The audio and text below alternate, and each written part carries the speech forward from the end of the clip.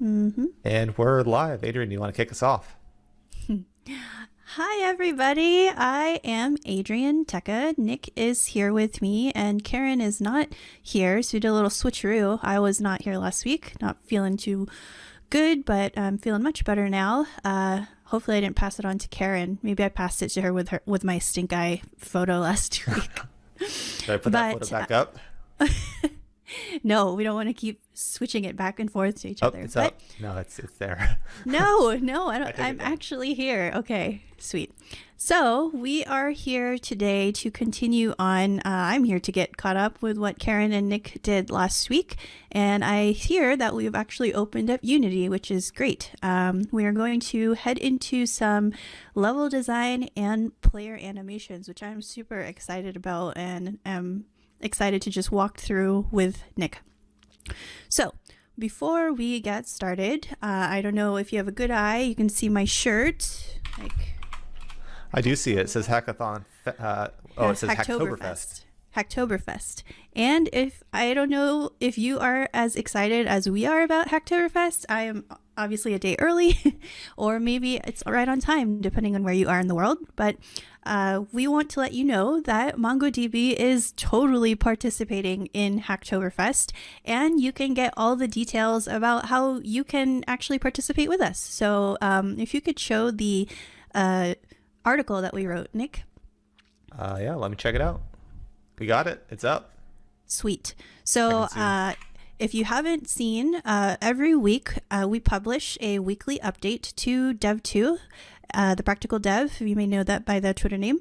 And we share what the DevRel team is doing every single week, from the latest tutorials that we use or teach you, to a lot of the Twitch streams that we've done the prior week, so you can catch up on them, to the podcasts that we do. Everything that we share, all the content that we're creating, is all nicely summarized into this awesome update that we publish every week. So be sure to check it out. I'm going to put the link in the chat. And what's special about edition number 5 is we have a whole section dedicated to Hacktoberfest and how you can get involved. So this year we are focusing on our Ofish app, which, if you caught the MongoDB.live keynote, or may have seen it in the news, it's this awesome app that helps people who are looking for the endangered areas and wildlife. They help them keep track of certain things. They do a lot of things when they go to port and go out to sea, and a lot of the times there's no internet service there. So our team has built, not our team, but MongoDB has built this app where they can help store that information, and once they make it back to a place with network connectivity, it syncs it using Realm. So what's really cool is that there's 4 different repos that you can contribute to. There's one for the web, there's one for iOS, there's one for Android, and there's one for Realm. So no matter what you may be involved in, there's hopefully something there for you. And that's one really awesome way to get involved, like the traditional way, if you're looking for other repositories to contribute to. Now, the other way we'd love for everybody to get involved is if you have an open source project that wants contributors, you want people to help you out, or you have some issues that you need some help on, or you just want it to be featured that uses MongoDB in some way, let us know as well. We want to feature other people in the community who need some help with their projects. So that's another way that you can help contribute. And another way that we have for you to contribute in Hacktoberfest is, if you haven't already, you should totally sign up for our community forums. So this is a great community that allows you to ask any of your MongoDB questions, interact with MongoDB engineers, us, and we try to help you out in solving your issues. You may find that somebody else has the same exact issue that you are going through, and we can just all help each other. But a cool part about Hacktoberfest is that you can earn a limited edition Hacktoberfest and Ofish app badge in the community forums. So in the community forums, we like to gamify stuff. It's pretty cool, and you can earn badges. And so that's another way that you can participate in Hacktoberfest with MongoDB. Check out the, yes, thank you for putting that up, Nick. So that is the community forums. It's awesome. You can ask your questions, help answer other questions, sign up. You can get a limited edition Hacktoberfest badge and Ofish app badge when you go on there. So all of this information, that's like a really quick whirlwind overview, is available in the weekly update that I just shared. The link is in the chat. And feel free to ask us any questions if you have any questions about Hacktoberfest in general or MongoDB. So that's the quick spiel. Check it out. And now we can get into what you're probably here for. So I caught a little bit of last week's stream while I was in bed, snuggled up and watching you two, Nick. So I see that you have actually opened up Unity. That is awesome. We thought we would never get here, but can you give me a quick summary of what you did get through last week, Nick? Yeah, for sure. And before I even do that, I put it in the chat, but if we do run into any audio or video issues, please drop a message in the chat for us, because a lot of times we won't know about it unless somebody says something. But beyond that, so this is what we accomplished last time. I'll hit that play button so that way we can see. It looks pretty basic, but neither of us are Unity developers by trade. So for us, this was a big deal, right, Adrienne? This looks pretty amazing to me. But we have a box. This current iteration of it's being moved around by force, so physics force. So although you're probably not able to get that vibe by watching it, what it feels like when I control it with the arrow keys is kind of like that box is sliding around on ice feel.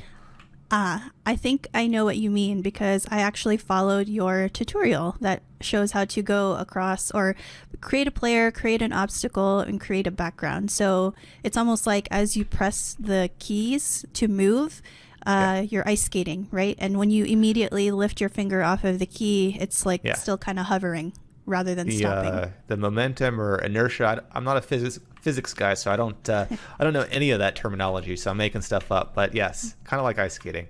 And when I hit this obstacle right here and I missed it, we'll go back. Maybe. I don't know where my player is now. I'll reset it. It is very hard to control, and I think we'll fix that in a minute. But I hit this and it collides, it starts spinning. It does the whole Unity physics collision shebang there. Mm-hmm. So not too bad. If I went into my Visual Studio Code here, this is kind of what we did. We had a rigid body on the square itself, rigid body being a physics body, 2D style. We have a speed defined for our sprite. We saw how to update two different ways.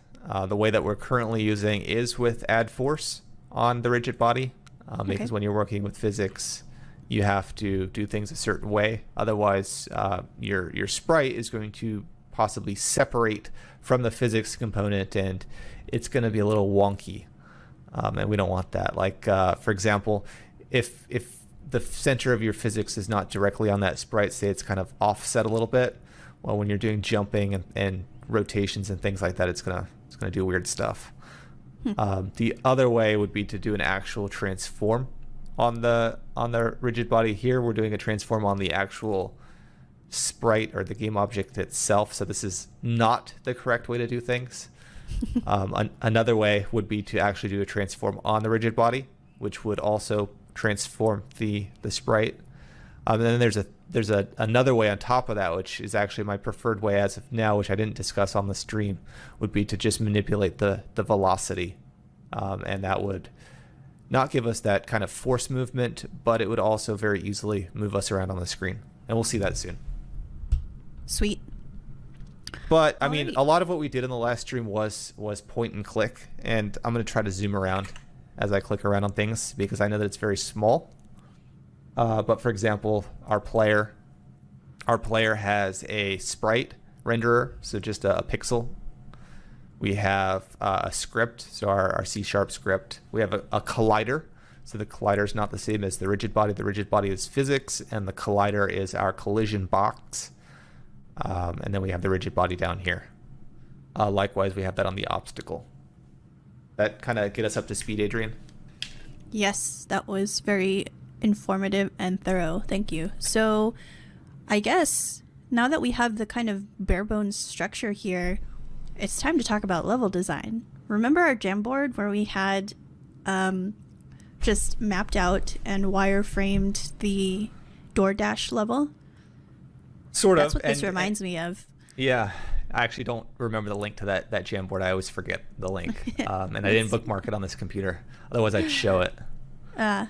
I can send it to you. Let me get. Yeah, it let's try out we're using OBS Ninja this time for logistic stuff rather than Skype. So this is going to change things, and hopefully for the better. Let me open up my special private OBS Ninja tab, and I will copy the link. And I think it's on the last page of our. And I will open this. Jamboard.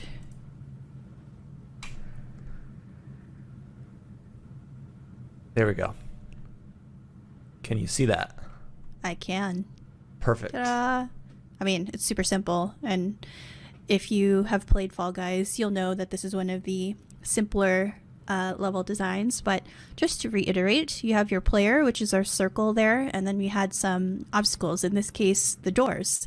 And some of them are real, some of them are fake. So obviously you got to run, collide with the fake ones, and knock down the ones that are the real ones. And there would be multiple rows of these doors here, right? So yeah, so that's what I see that you have already.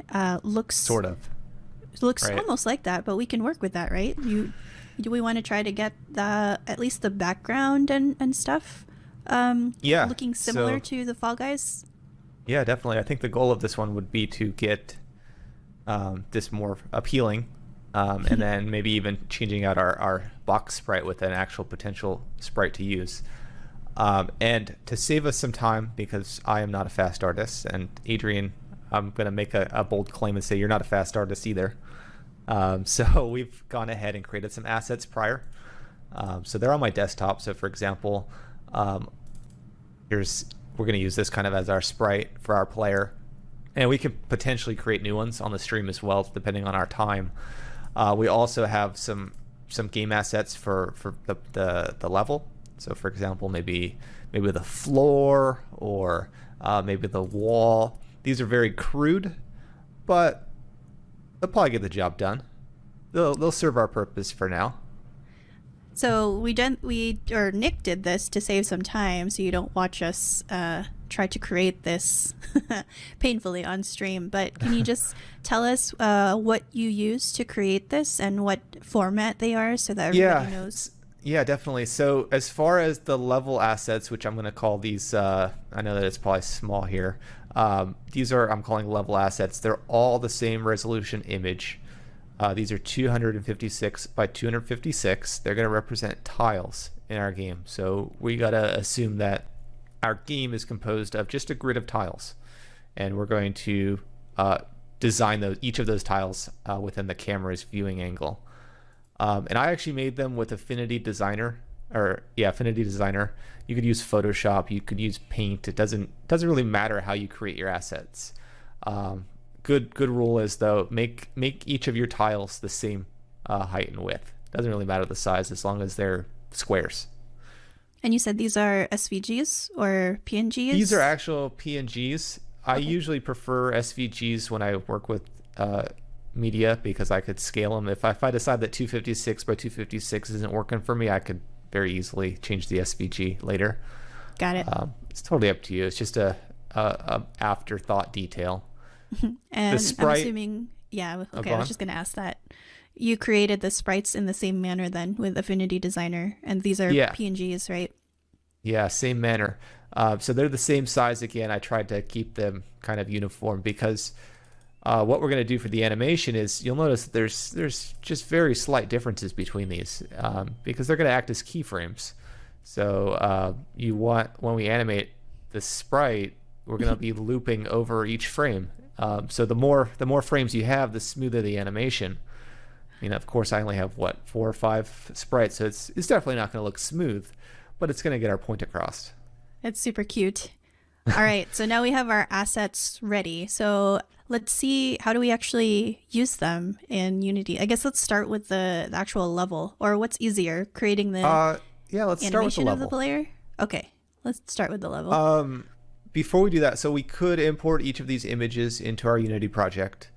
Okay. Good rule of thumb in game development is any image you have, it's going to take time to load and kind of unload. So you want to use what's called a Sprite Sheet. So you want to get all of your assets in a single image file because it's easier to load that single image file than parse it kind of on demand than it is to, say, use each of these X number of images. Right. A Sprite Sheet is just jamming them all in one file. You could do this by hand. You could use Photoshop, you could use Paint, you could use whatever's convenient to you. I actually purchased a tool. I think there's even a free version. It's called Texture Packer. I'm not getting paid for this endorsement. So this is just a tool that I found very convenient to use. So what you do is let's go ahead and drag these assets over. So I'm dragging them into the editor, and it created this Sprite Sheet for me. It created them how they should be. Now there's different algorithms that you could use for the packing mechanism. I haven't played around too much with what Unity is able to unpack, so I just choose the basic, and I choose no trim. So you'll notice that each sprite is exactly 256 by 256. Nice. And the empty transparent pixels are not trimmed to optimize the file size.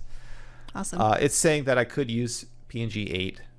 I won't. I'll use it. I'll leave it as high quality.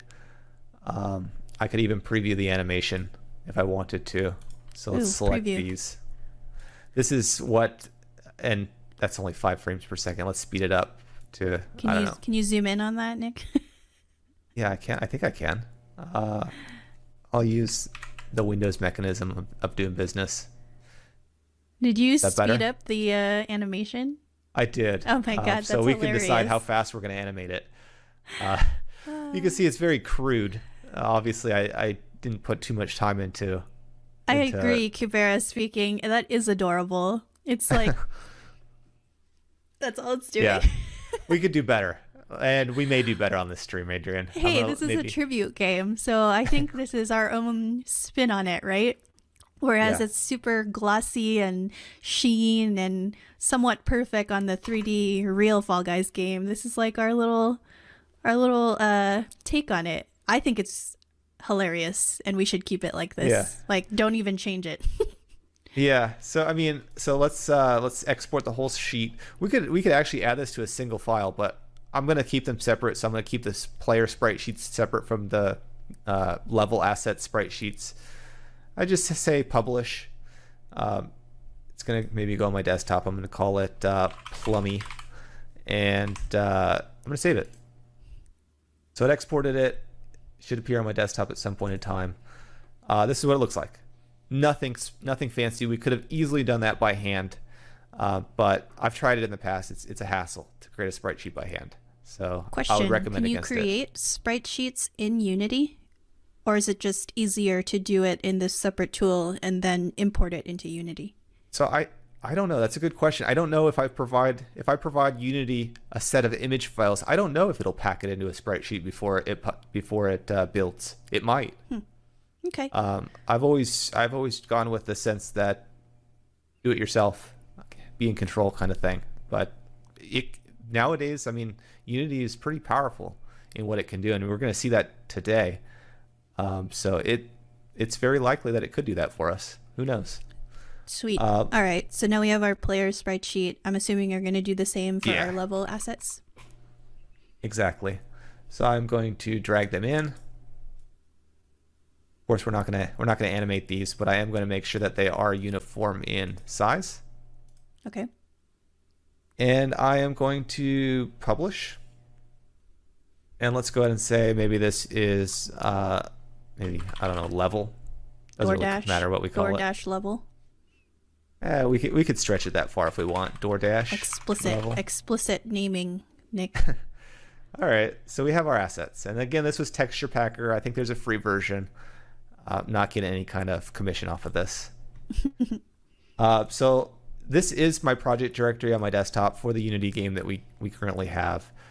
I'm gonna take these. I'm gonna add them to the textures folder where we're keeping our images, and they should show up in Unity. If I clicked on textures down here, we have them, and I'll zoom in. So if I click on any one of these, you'll see that it detects them as a single image.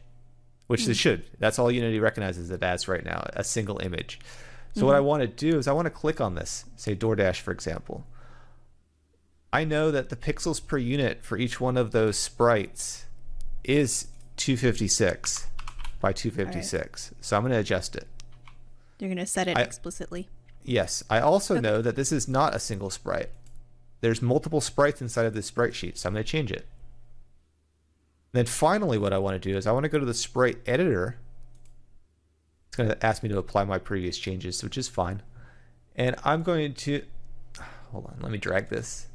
Let me close this zoom here. It is a little wonky to look at that little magnify window. So I think I selected something by mistake. Let's go back out of that. Let's click on the DoorDash.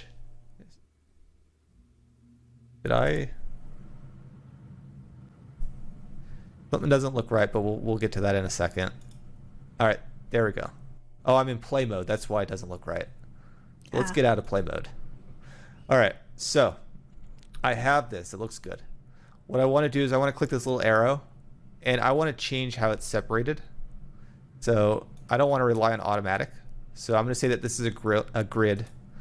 And we know that each item in this grid is 256 by 256. And I'm going to slice it. And take a look at it before I hit slice. You see that? I'm going to hit slice. I don't know if you can see it, but it created a box around each one of these images. I can see it slightly, but yeah, that's what I'm assuming. It created a 256 by 256 size around each asset. Right? So I'm going to apply that change.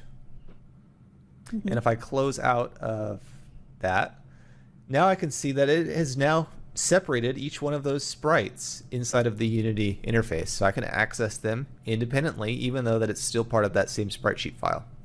Sweet. Do the same thing for the Plummy. So I'm going to change this to multiple.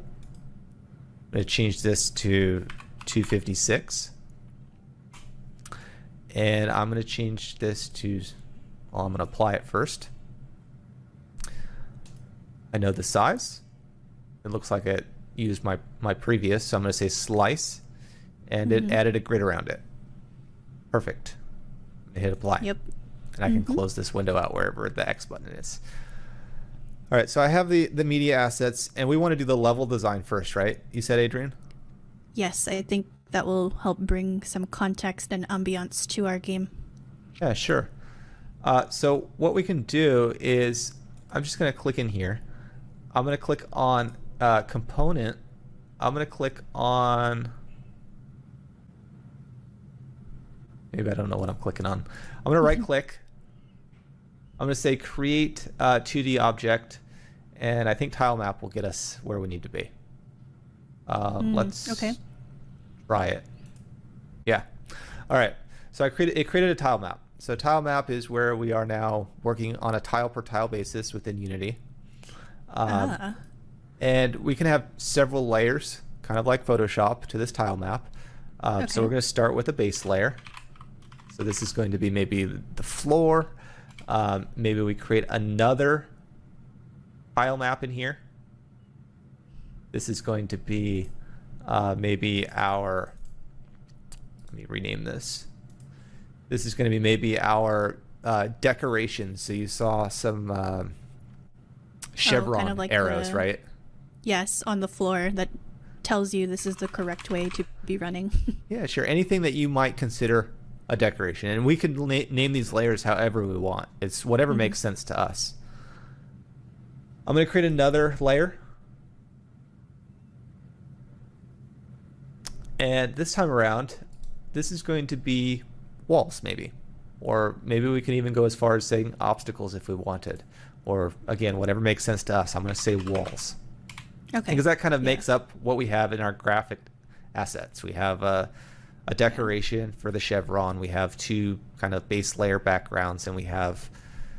This is my awful attempt at, I don't know what it's called outside of the United States, but like a bounce house where it's like a balloon jumper. I don't know if they go by other names. They're like the bouncy guards, right? The border guards on the level itself.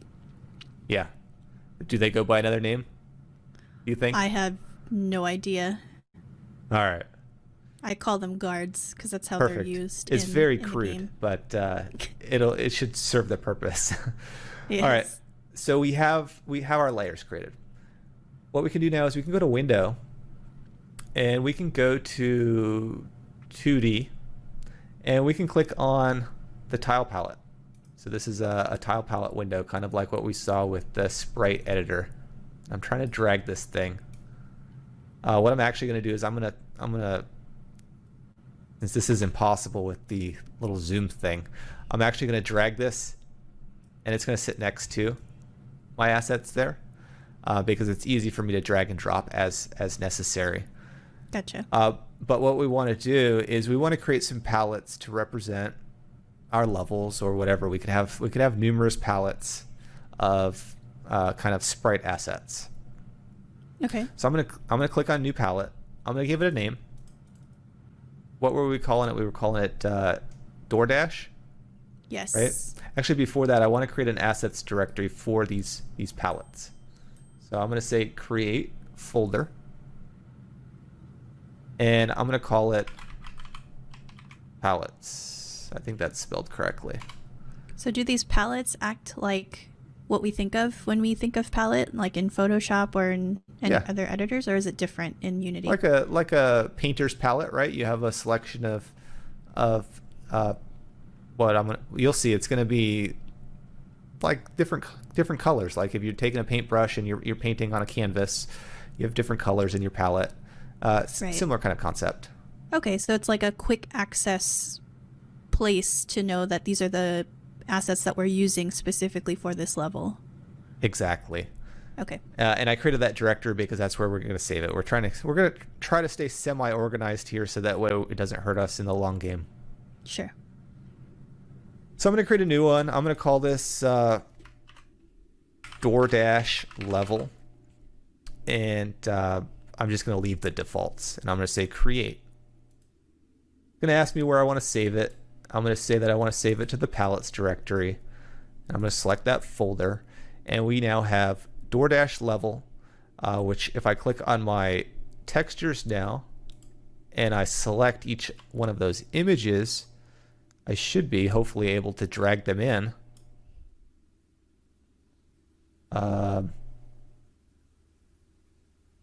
It asked me to do generate tiles and all right, so let's say these are going to be, let me go back a directory. So it wanted the actual palette name itself, and then it wanted a name for the tiles. And I'm going to do that in the palettes directory as well. Okay. We could probably do that in the textures directory. I feel like it might get messy if we did that. Might want to keep the textures specifically as image assets. But I'm going to select the folder. And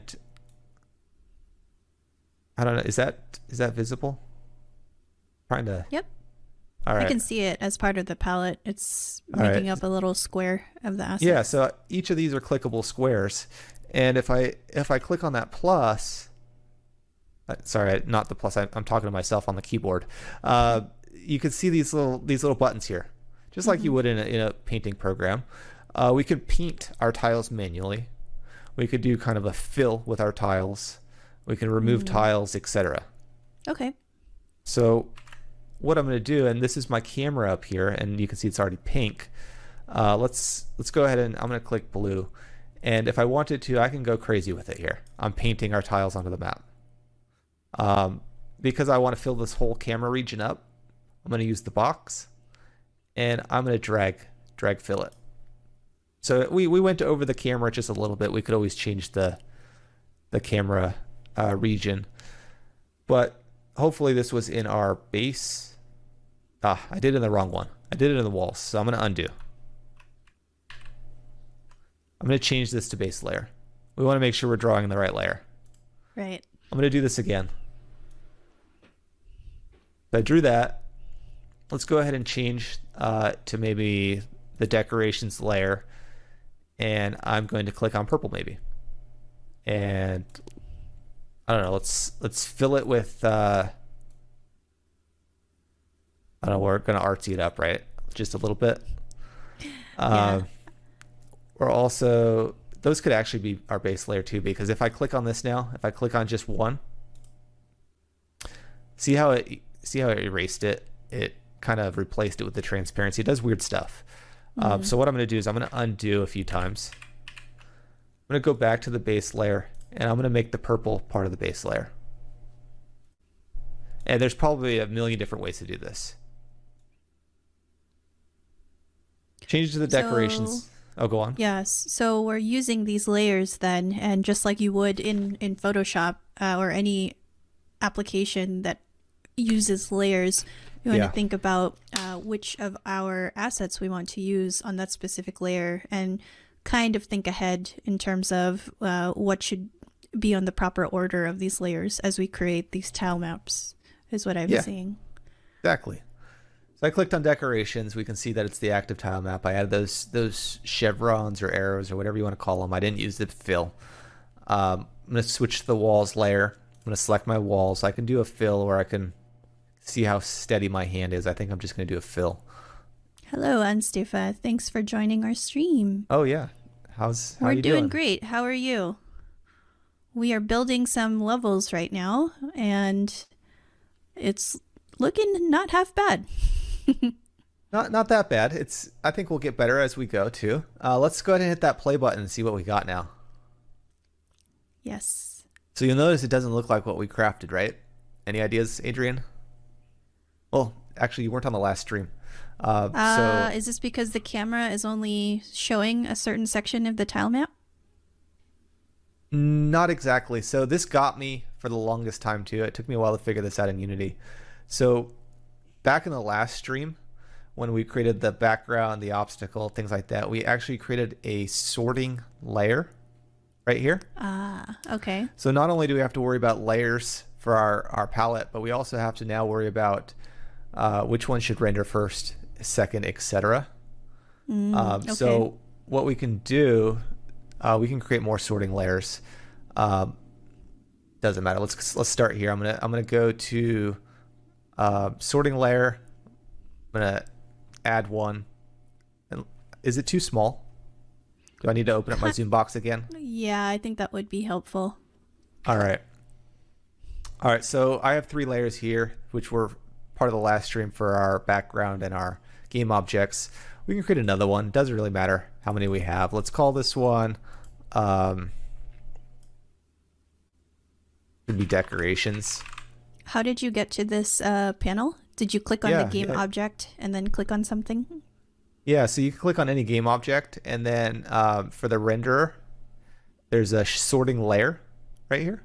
You see it? Inside of any renderer. It could be a tile map renderer, it could be a sprite renderer, any renderer. So we're just going to create layers. So base layer, that we could probably consider that to be a background. And for our actual background, which we don't really need anymore, we can just hide it for now. We can remove it completely if we wanted to. We probably will. But going back to the base. Just so I understand, so the game object you're selecting, when you select the sorting layer, is that the one that it will render on top of, or what is the sorting layer? Yeah. So, and I'll show it with the walls here as well. So I'll go back into it. So let's go back into the sorting layers. So the sorting layers define what is the order that things should render. It rather than just having randomness happen within Unity and it just renders things as it. I don't know if it's as it sees fit inside of this list or what. Now we're specifically saying what tier should each one be a part of. So for example, the background layer, whatever we classify as a background, that'll be the first thing that gets painted to the screen. And then default, whatever we define as default, whatever we define as game object, etc. So maybe we put decorations before the game object in the rendering queue. We can go back. So we said the base layer is a background. Makes sense. Mm-hmm. Decorations, maybe we change that to our new decorations tier in the queue. The walls, we could create another layer. Maybe just make it game object, make it the highest level of the paint rendering queue. So this is different. The layers act differently then to I guess what I'm used to. So obviously in Photoshop, the topmost layer is the one that's at the very front, right? That's the one that is at the top. But that makes sense that here in Unity, at least on the sorting layers that you were showing me, the first layer at the top of the list is first rendered, which means the last layer is actually the one that's on top. Is that right? Yeah. Okay. It's weird. It got me. It took me a while to figure out why it was doing that. Because in the editor here it says everything was fine, but then when I hit that play button, it was not fine. Yeah. So if I hit play now, it should be good. Hopefully.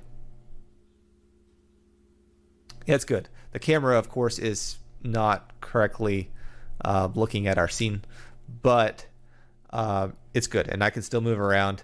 Of course, the walls do nothing, but at least we have our kind of scene drawn. Nice. And we can expand upon this, and I think we should, because we want to make it some sort of side-scroller, right?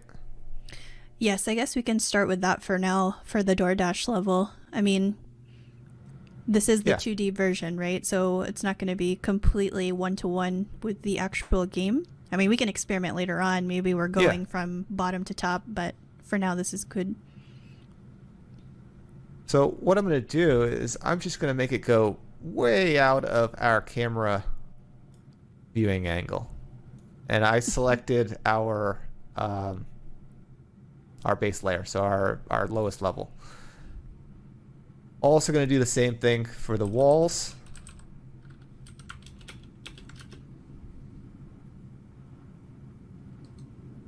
Because we should be able to traverse beyond. Yes. Saw some questions coming in the chat. We are live and we are paying attention. Here's a useful link for you, Ansefa, but at the core, what most people know MongoDB for is that it is a leading document database. Absolutely. Let's go ahead and get these some more decorations. I'm just doing randomness here, as you can see. So are you extending the level because this is what we will be passing over as we play the game? Yes, because the goal is we're not gonna, if I hit play right now, this isn't going to be the scope of our level. That's not a very big level. If we've got 20 people trying to race from this side to this side, that's not exciting at all. We want to be able to journey down the line for however long our level might be and however complicated it might be. Because with the... Oh, go on. Go ahead. Go ahead. I was going to say, with the paint tool, with being able to paint these tiles, we can make a pretty exciting kind of dungeon or obstacle level or whatever we want to do. Get excited. I guess my question is, this is absolutely awesome to create our own levels. Is there a way to proceed? I mean, I'm asking the complicated things here. I'm sure there's a way to procedurally generate the next section of the level, right? So instead of custom creating these tiles, could we have it just repeat for us without us having to draw it? Probably. I mean, I think there's tools like Houdini, and there's probably stuff baked into Unity that will allow the procedural generation. You could also do stuff where there's concepts in game design where whatever's on the camera is great, and then when it falls off the camera, it kind of just recycles onto the front of the camera kind of thing. Yeah. So we could do that. But since this is a very specific race level or obstacle course, do we really want it to be procedurally generated, or do we want to be able to design this thing to the T on gameplay experience? It depends. I know the answer for us because this is obviously our first game ever, so I'm going to design everything. But I think looking in the future, or if it ever became tedious, then obviously looking into procedurally generated things, or if the game warrants something to be procedurally generated, if it was like an open world game we were building or something, then that would make more sense. Definitely. But yep, I'm cool with painting it to a T exactly the way we want. And I think that's the cool part too, is that now we can change up this level the way we want it to be. It doesn't exactly have to look like the one in Fall Guys. Yeah, absolutely. And I actually ripped off some of these colors from Fall Guys. I Oh, went no in kidding. and I did No the kidding. I did the eyedropper tool to get precise on the levels. I knew that's what you did. You could have just, looked up Fall Guys color style guide or something. But I'm not that smart, so that was probably a better solution. Your solution. So you chose the more tedious yeah. method. Yeah, definitely. All right, so we have something going on here. That's good. Now what we want to do is we probably want to make use of these walls so that way the player cannot go off the screen. We want to keep them in tune. Yes. So we can actually add a collision box to these tiles, which is pretty neat in my opinion. So if I click on walls and I add a component, what I can do is I can add a tile collider 2D. So it's kind of like the box collider that we have on the sprite itself, but I'm going to add it. And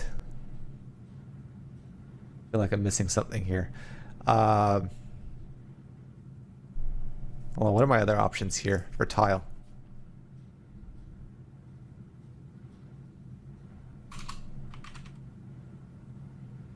I think it was supposed to add a collision box, but maybe not. Or not a collision box, a physics box. To the I may be actual imagining walls. Things. Well, it should act like the what did we add to our player? We added a rigid body for sure. Let's go ahead and I'll do it manually. We can add a rigid body, 2D. Believe this is fine. We want to make this static because these walls will never move. If it was dynamic, these things would fall out of the sky. One thing you'll also notice here is, hopefully you'll notice. Do you notice any kind of weird green going on with the yellow up there, like around the boxes? I don't know if it's too zoomed out to tell. Kind of, but I just thought those were the lines from the tile map, but I could be wrong. I'm assuming it's bleeding over from the blue tiles? No, not exactly. So Oh. the green, and I point, but nothing. You don't see where I'm pointing. So the green is actually the collision box. It's part of the tilemap collider, and it's only on the walls. Gotcha. So there's a way to optimize this. So I know that it's hard to see, but in between each of those yellow boxes, on the left and the right, not the top and the bottom, the left and the right, the player will never hit those because they'll either go top to bottom but never in the middle. So you can actually add another component, and this is a composite collider 2D, and it'll do some math and some crunching to make it so that way it's only going to calculate collider area in the regions that can be accessed. Gotcha. So if I click it and then I go up to the tilemap collider 2D and I go to used by composite, which is what we had just added, I know that it's hard to see, but now the green is on the top and the bottom, but not on the lefts and the rights. But it's on the left and the right for the edge cases because you can still access those. It's some weird Unity voodoo that's awesome because you don't have to do this manual calculation yourself. Now, But if that's I hit all we need, right? Yes. If I hit play, hopefully collisions work now with a little bit of fingers crossing. Yes. So I cannot go off the screen in the top and the bottom. Nice. But I mean, of course, if I go and I got to change the movement. The ice skating is killing me. The box just flew off the screen, which we're going to fix. Yes. Let's go ahead and change the motion to something that's not awful. I mean, there could very well be an area in our level where it's kind of like slippery, kind of like the ooze levels, right? Where maybe we want it to have force applied, so that way you slide around and it becomes chaos. Who knows? Ooh, yes, we can totally. I'm sure that's how they implemented part of it in the actual Could game, be. right? Very well could be. Or it was a bug and someone was like, well, let's just add some slime to cover it up, and that's how they're gonna get through this level. Yeah. So instead of adding force, we're going to make a few adjustments. And we're actually not even going to calculate the WSAD keys manually. We're going to use something baked into Unity. But let's go ahead and define a variable. Let's go ahead and make this a private variable. Let's go and say private, and we're going to say movement. This is going to be a float. This is where I get tripped up on C#, because it's a language I just don't use enough. So private float, and this should be movement. This is going to represent kind of our change of velocity. We're going to be moving with velocity in this area.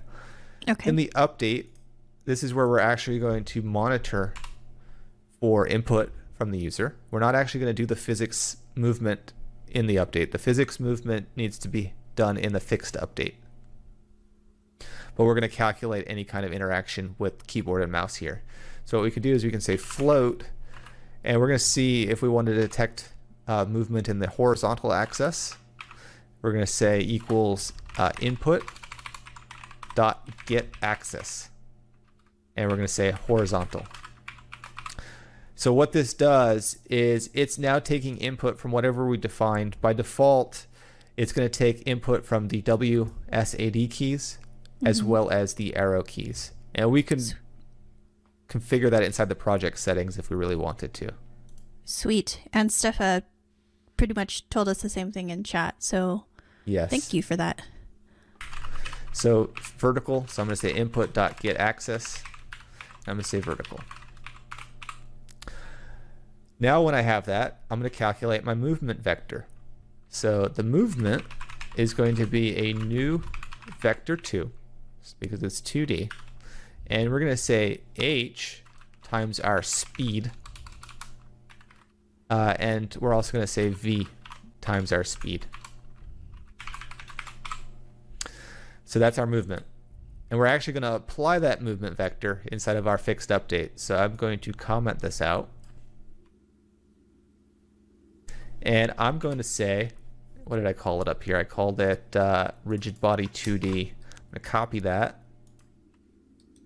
And I'm going to say dot velocity. And that is going to be movement. So if I save it and I go back to Unity, hopefully it fixes all that drama with adding of forces. So this should be a little bit more smooth now, and it should also, when we actually remove our fingers from any of the input keys, it will stop. Is that right? Yes. And movement, it looks like I failed to declare it. It shouldn't be a float, it should be a vector 2D. You can see edit project. Yeah, there's an input manager. Absolutely. But we're just going to use the defaults here. It's more than enough for us. But good to know in case we want to add that in our later levels. Definitely. We'll definitely be using jump for the tiptoe level. So I'm going to move around now, and it stops when I stop, and it goes when I go, and collisions still work. You can see I'm rotating, which is kind of strange. We can actually shut that off. So if I clicked on player, and maybe we do want to leave it on in the future, but for now, if we wanted to, inside of player, if I go to the sprite renderer, no, our rigid body 2D constraints, so rigid body 2D and then constraints, I'm just going to freeze the rotation, so it can't rotate. And I won't even run it again because it'll just be the same thing but no rotations. Sweet. So that's one thing down. Let's get our player in there instead of this square. What do you think? Yeah, we have that, and then we also, if we want to have the player move outside of the move down this level as well. Oh yeah, let's see that first because I want to see the rest of the tile map in use. But I'm assuming that when you play, it's focused on what the camera is seeing, right? And if you are focusing the camera on your player to focus on the player, then it's going to naturally scroll the level.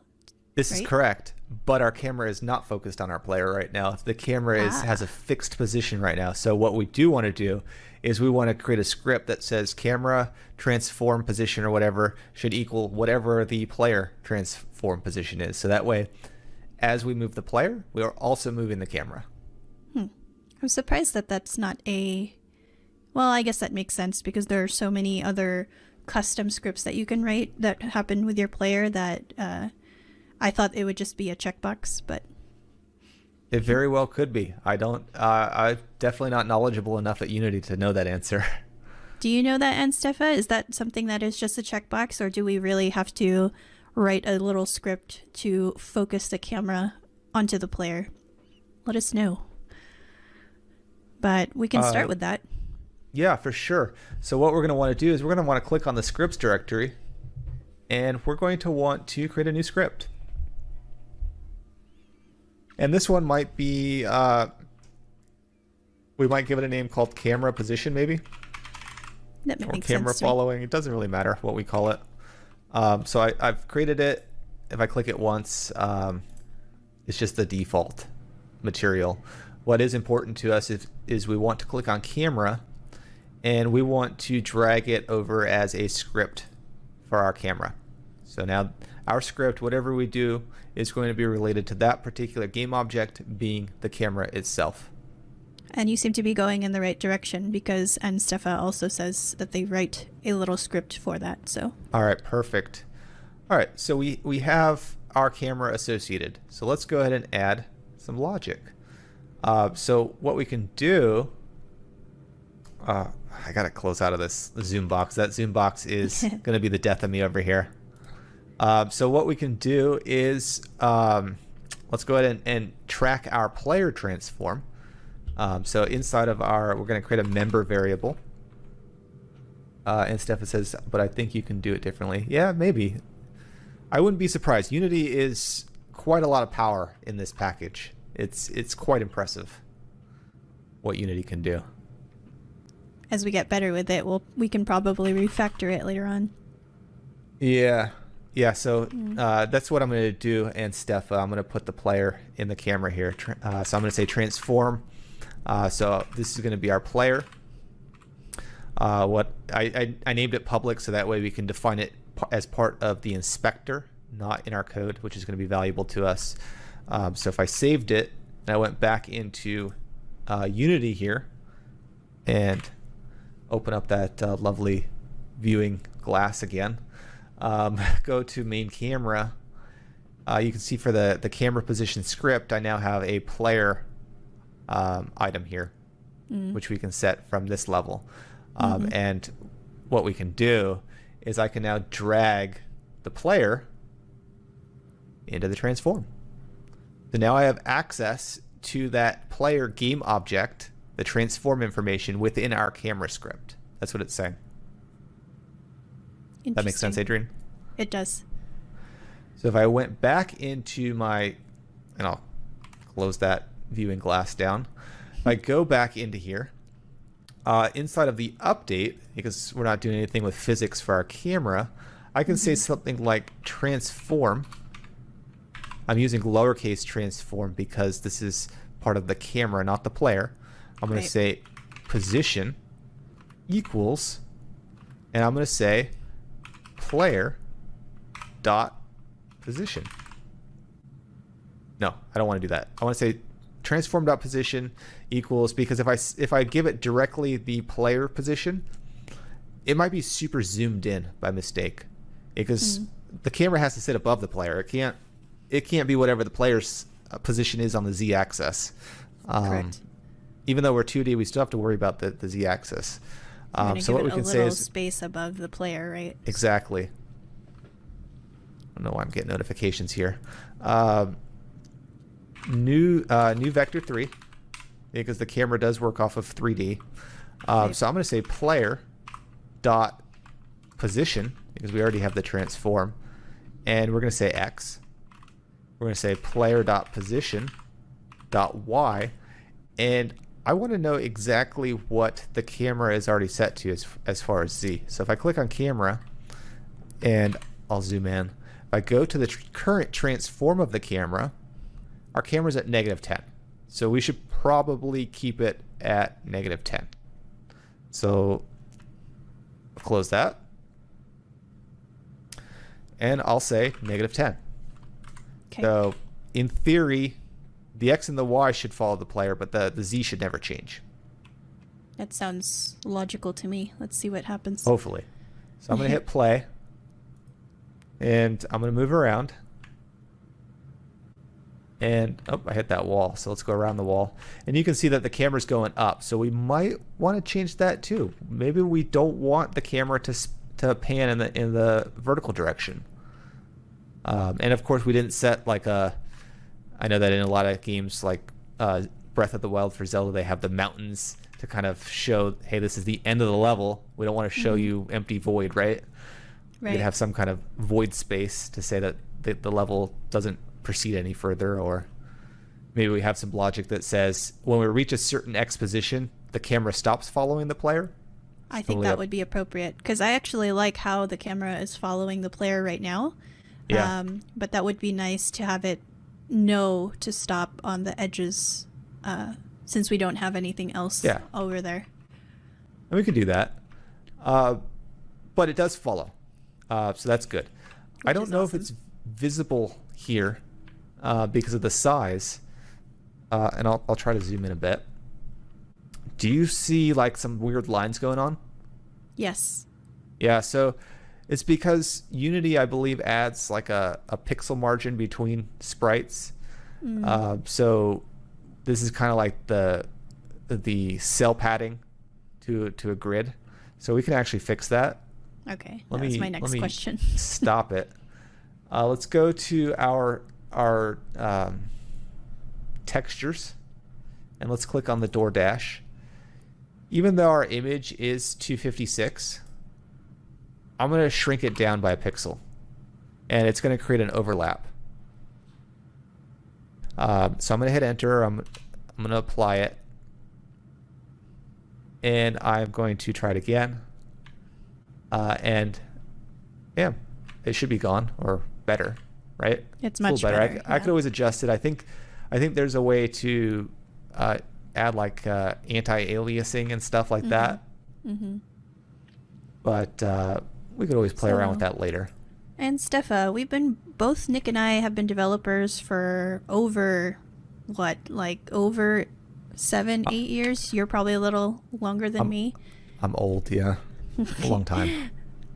So we've both been developers prior to this job and still do so a little bit here. But this series is pretty much brand new to us. So it's definitely brand new to me. I have never done any kind of Unity development. I do C#, but I have never created a game. So that's why we started this series.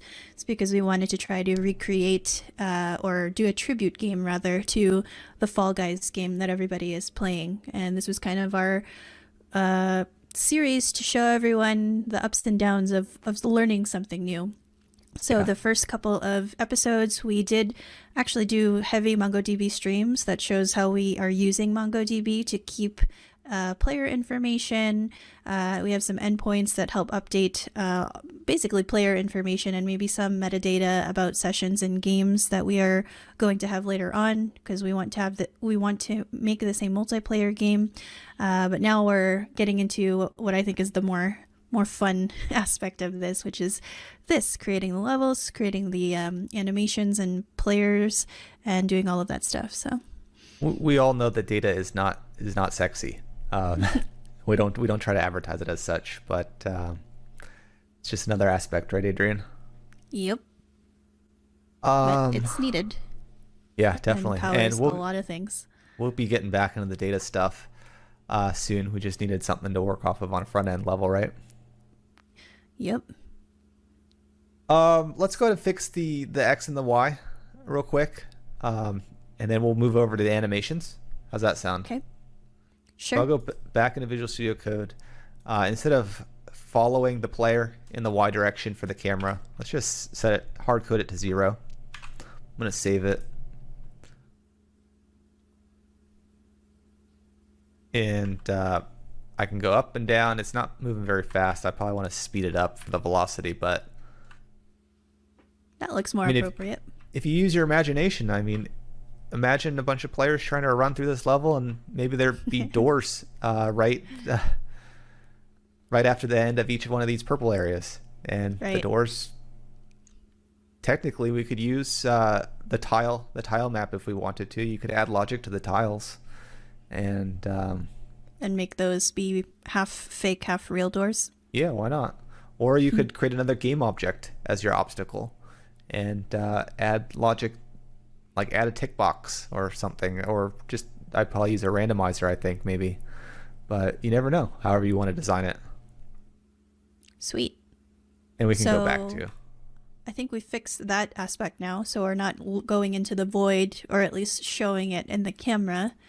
Do you think we can get our player, our Plummy, in there? Yeah, I'm tired of looking at that box, right? And I'm also... you spent so much time on that animation that I think it's only appropriate to use that Plummy. It's adorable. All of 15 minutes that I spent doing it. Hey. Which is a long time, I think. I don't know. No one had to know, but you said it. So. Yeah. I just increased the speed on the player, too, because I'm tired of it being so slow. Thank you. I was going to ask that next. Yeah. All right, let's do the animation now. So this is where we're going to start messing around with more windows. So what I'm going to do is I'm going to close this tab for the palette. We probably don't need it anymore. I agree. What I'm going to do is I'm going to click on the player, and I'll zoom. That way we can see what I'm doing. I clicked on the player. Now I'm going up to window, and I am looking for animation. There's two stages to the animation. There's the animation itself, and then there's the animator, which is the state manager. It manages how you can transition between animations. Okay. We're going to start with actually defining the animation itself. So I'm going to click on the animation window, and I'm going to see if dragging will work this time. I'm going to try to dock it here. It looks like I was able to dock it successfully. We have an animation window. It's asking us to create an animator for an animator and our animations. Before we do that, I'm going to create a new directory in our assets. I'm going to call this animations. Try to keep it organized. There's probably 100 ways to make this even more organized, but this is a start. It's better than us just dropping everything into the root folder. I'm going to save it because I don't think I've done that the entire stream, in case things go south and my computer crashes. But we have our animations directory. I'm going to go back to the textures, and what I'm going to do is I'm going to create a new animation. I'm going to save it to the animations directory, and I'm going to call this one run right, and I'm also going to say blue because this is a blue version, and we're probably going to have several different assets to work with, right, Adrienne? Yep. Especially not just going to be blue ones. Once we start getting those costumes too, it's going to be even more complicated. But exactly. This will be good. But I'm going to say run, and I realize that's small. Run right blue inside of the animations directory. I'm going to save it. So we can see that it's selected. I can add new clips. We only have one clip right now. That's fine. That's all we really need. Okay. This is kind of an idle graphic right there, so I'm not going to touch it. What I'm going to do is I'm going to grab the other 4. So I'm going to hold the shift button as I select. So that way it selects 4 of our frames. And I'm going to drag it over into this animator area. What I'm going to do now is I am going to run it. See what we get, if anything. That doesn't look good at all. So what did I select here? Did I put the animation on the wrong? Did you connect the player to the actual Plummy that we have? Yeah, I have the animator. It added that for me automatically. Okay. What I'm going to do to help me is I am going to click on the move icon and move this player away from the camera because that trips me up. So that way we can actually see the player. I think it has to do with we still have an actual sprite asset here. So what I'm going to do for the player, I'm going to select it, and I'm going to remove the sprite renderer of 1 pixel. Yes, that's what I thought. Okay. Maybe I can get away with just hiding it. Maybe it's conflicting. Maybe. No, it's not there at all. That's better. Last time we just saw blue, so. Did I seriously add it to the wrong thing though? It's hard to tell. I'm not sure since it's a little All right, small. so player is selected. It's there. Okay. Let's see here. Trying to think why we can't see it. We should be able to see it. Do you have to change anything on the sorting layers or anything like that? It shouldn't be, right? Because you just connected the right asset to the player object. Maybe. All those other things make sense. You still need the box collider and the rigid body because we still need those things for the player. So oh, there it is. It might be because I didn't select the animator. Oh. Well, it's huge now. Our Plummy is like Godzilla. Why is it so big?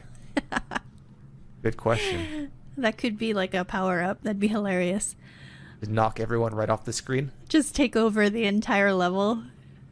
Each step crushes everybody. So the scale was off. I had the scale set to 90. Should be 1 by 1. So it was zoomed in by 90 whatever pixels. Nice. So I click play. It's kind of jittering. It's because the frame rate is too high. So let's lower the frame rate a little bit. So click on the player. Why it doesn't show me the clips right away? It's weird. Let's see how I. Is it because the docked panel is too not wide enough, or are you expecting to see something else? I don't know what I'm expecting to see. But right now you're changing the frame rate, right, so that it doesn't look so jittery. Yeah. All right. So let me zoom in now. Like where I can hardly see with the zoom, the viewing glass. All right. So what we want to say is we want to say show sample rate.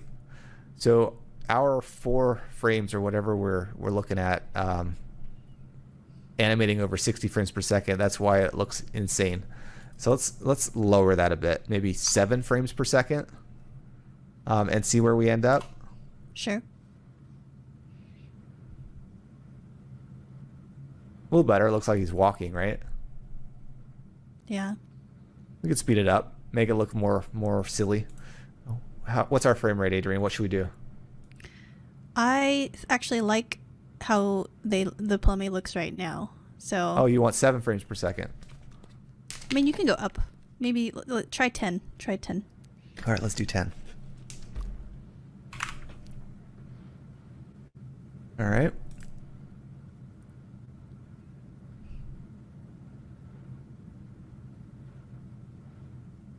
Looks pretty hilarious. It does. I like it. I have a question. I don't know why I can go through the walls. Oh. Is it because does the rigid body surround the entire sprite that we have? Or did we get rid of that? I don't know. Maybe I botched something along the way. Does he go through this wall? Did I forget to add something somewhere? Still works. Probably somewhere it's messed up because it used to be a square and I didn't fix it somewhere. That's what I'm thinking. Now that the actual player sprite is larger, it's probably miscalculating where it is colliding. Yeah, let's scrap it. We're going to scrap these components and add them again. I'm going to remove this. Too. What do we got? Animator is fine. The script is fine. The renderer looks like it's fine as well. So let's add a component. We're going to say rigid body, 2D. This is our physics. Gravity is going to be 0. And the rotation is going to be frozen. I'm going to add a component here for box collider. And there's different colliders we can use. Box collider probably being the most simplistic. Let's go ahead and say add it. We shouldn't need to adjust any settings for the box collider wherever it went. Yeah, it should be fine. Are there more custom colliders that can actually be lined up directly to our player? So of course our player has more curves and lines. It's not a simple square anymore, right? But if it is a box, then that tells me there's some space between the player and where the actual box is drawn, which is not accurate. Yeah, so you can work with colliders for like polygons. Okay. And you can define it. But from what I understand, as you get into more complicated colliders, it does drain resources because now it has to do more intensive calculations. Gotcha. Well, that's why everyone needs to get the latest graphics card, right? Yeah. Unless we publish this thing on mobile, right? And then we have to deal with all those low-budget phones. Maybe we can ask for some advice from Anstefa. They made a game for Android with Unity. Nice. For whatever reason, I'm still going through walls. So that is weird.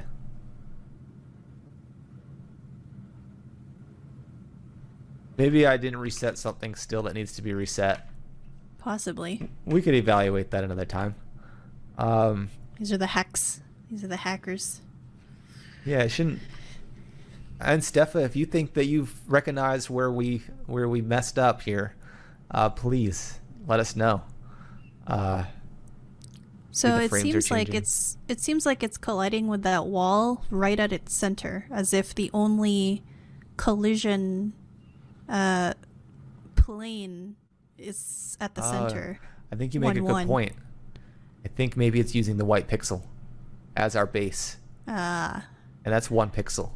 So let's change that. Let's change that to be our maybe idle plummy, which is probably good enough. Yeah. I think you had it, Adrienne. I think that was it. That's at least when I see you colliding with the wall and still colliding, but only at the very middle of the plummy. That's what gave it away for me. It still didn't fix it. It's weird that I can flow through it at certain points. These are hacks, right? People are going to use this as hacks to kind of go around the system like they do in the current Fall Guys game. And Stefa says you can change the collider on Edit Collider and change the size. It's probably too small. Let's check it. All right, so Edit Collider. Where is that option? Oh, there we go. Let me zoom in. And it's oddly I can zoom into this, but not any of the other stuff. So is that really it? There it is. Edit Collider. Why is it so small? Well, that definitely needs to change, and that makes sense, right? Because when it was hitting the wall, it would only stop right at the middle of the plummy. Yeah, but I thought we reset it. It should have worked out. Well, regardless, at least we can though, change and it now. Stefa, thanks for the tip. Yeah. There we go. That I don't should know work why it gave us. Maybe because I changed the white pixel after. Probably. I mean, you deleted a couple things too, so maybe it just defaulted to some states. Oh, there we go. That's beautiful. Bam. Sweet. We got it. I know it's small. I'm looking at it on the OBS window. It's so tiny. I don't know if I can scale it maybe. There we go. Better. Yes. Oh, that's so cool. All right. So the next step, and we can create more. We can actually have an idle animation that is the default animation. Like maybe he bounces around. Like it's just. Maybe it does jittery. like the Macarena. Who knows what it does, right? Maybe I don't know. Maybe it just waves at you That would when be it's not cute. moving. We could be inventive as we want, but what we want to do now though is we want to select the player, and we want to go to Window, and we want to go to Animator now. And this would be more valuable if we had more animations. And I'll stop it.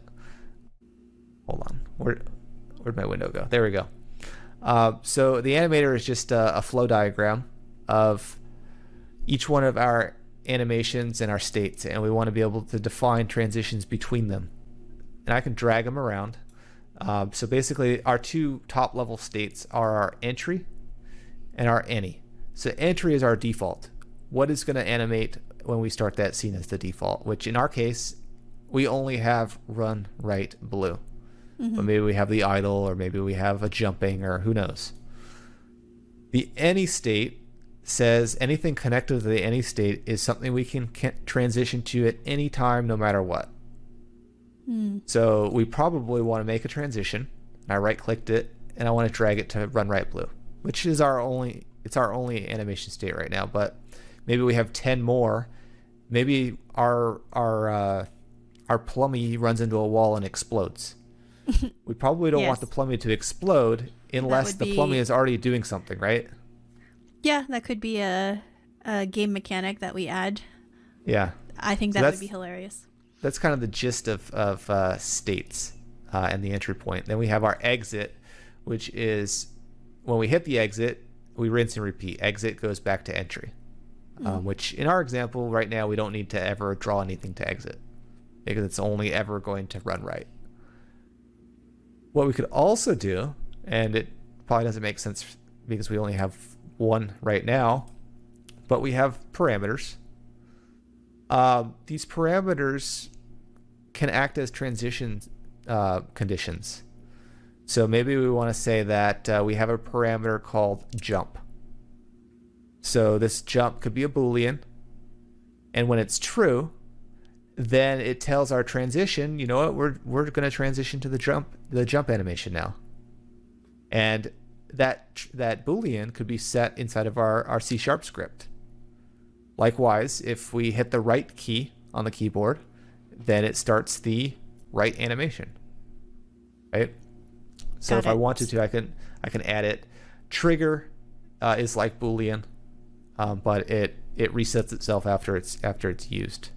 Versus so we need Boolean, to make a couple more animations then and get that up and running so that we can have some things to tie I've got together. time if you've got time. Well, maybe in the next stream. Next time? All right. Yeah, or hitting at almost at noon, lunchtime for us. No problem. Yeah, I'm Pacific getting a little hungry. time, folks. I think we made a lot of progress today. This actually looks like something now and is adorable. Yeah.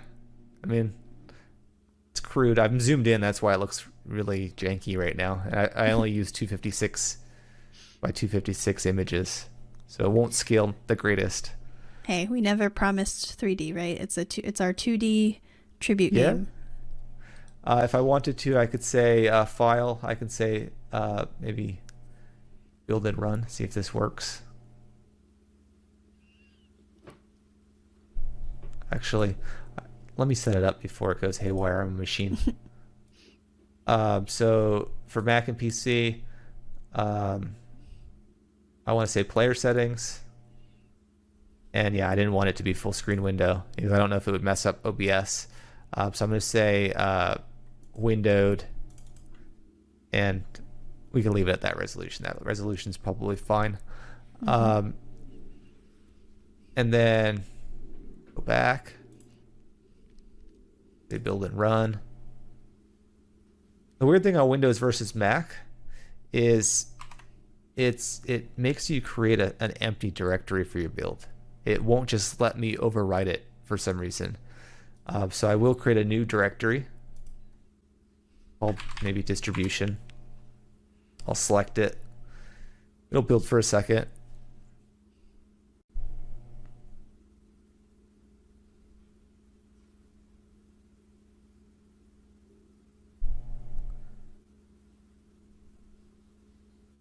I have a beast of a computer and it still takes a long time.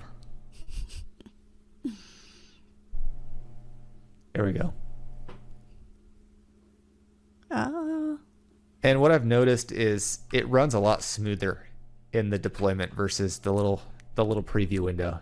I thought That for the makes sense. longest time that I was doing something inefficient and it was stuttering and lagging, but turns out just the preview window isn't up to par.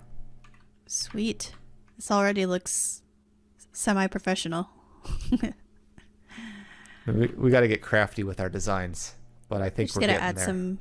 We just next is to probably add a couple more doors and add in the logic for which ones are fake, which ones are real, and then have a couple more scripts to change what our player looks like when they do collide into the fake Yeah. ones or the real And ones. we probably want to have animations on the door themselves too, right? Maybe Yep.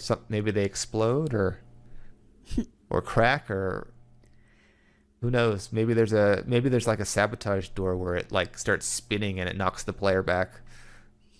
Who knows? That would be interesting, actually. Could make the DoorDash level a lot more hectic than the one that's in Fall Guys. Yeah, but put our own spin on it. Literally. Is there anything else we wanted to share on this stream then, since it's probably a good stopping point, like you said? I think the only thing we'd like to say to everyone is thank you for hanging out with us. We have been doing this stream weekly, and I'm sure you may have felt it too, but we're all kind of overwhelmed. It takes a lot of work and prep to make sure these streams are as great as they can be. And so while we set out this goal to do this stream weekly, we're going to pull back a bit. I think we're going to try to do once every other week, maybe even if it gets really busy, once a month. So just know that we are still going to continue this series. It just may not be every single Wednesday. So watch out for that. Follow us so you'll know the next time we are streaming. And we're definitely going to finish this game. We will continue this series.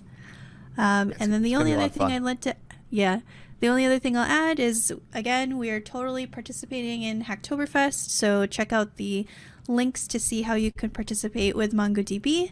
It's starting tomorrow officially, at least for us here in America. And yeah, we would love to see you there. Ask us any questions regarding participating and any other questions that you have, but we'll be happy to answer them. Yeah. Thanks for tuning in, everyone. I think that's all from me. We good, Adrienne? Yep. Sweet. See you 2 weeks from now. Definitely.